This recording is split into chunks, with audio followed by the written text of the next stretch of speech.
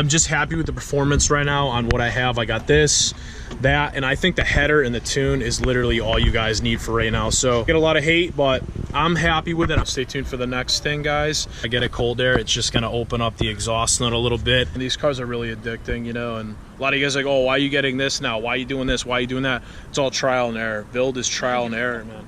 Yeah, mind your own. The old hag kept up, man. Midnight, I gotta tell you, you're very old, but I don't know why you still put in like a little bit of work here and there when you want.